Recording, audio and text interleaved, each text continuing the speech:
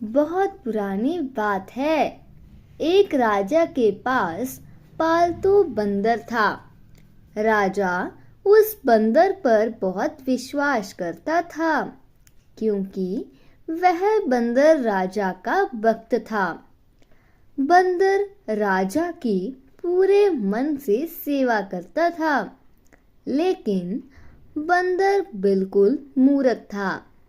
उसे कोई भी काम ठीक से समझ नहीं आता था।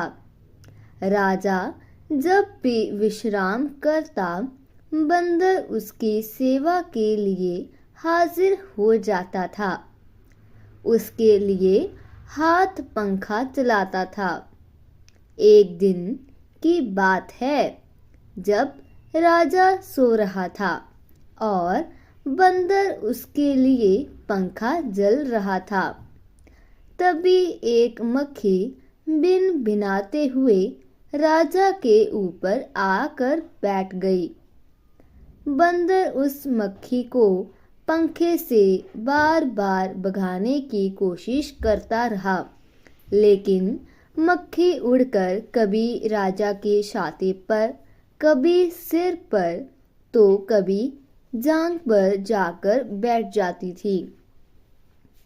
मूर्ख बंदर काफी समय तक ऐसे ही मक्खी को भागने की कोशिश करता रहा, लेकिन मक्खी वहां से जाने का नाम ही नहीं ले रही थी।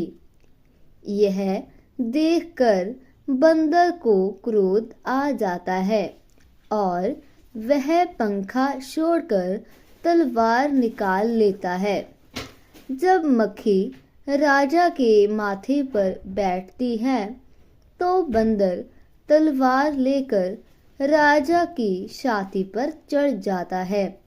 यह देखकर राजा काफी डर जाता है। फिर मक्खी माथे से उड़ जाती है, तो बंदर उसे मारने के लिए हवा में तलवार चलाता है। इसके बाद मक्खी राजा के सिर पर जाकर बैठ जाती है, तो बंदर के तलवार से राजा के बाल कट जाते हैं और जब मूछ पर बैठती है तो मूछ कट जाती है। यह देख राजा कमरे से जान बचाकर भागता है और बंदर तलवार लेकर उसके पीछे भागता है। इससे पूरे महल में उथल पुथल मच जाती है। तो दोस्तों, इस कहानी से हमें यह सीख मिलती है कि किसी मूर्ख को ऐसा काम ना सौंपे जो बाद में आपके लिए ही खतरा उत्पन्न कर दे। ऐसी और मज़ेदार कहानियाँ सुनने के लिए हमारे इस चैनल को लाइक एंड सब्सक्राइब करें। Thank you.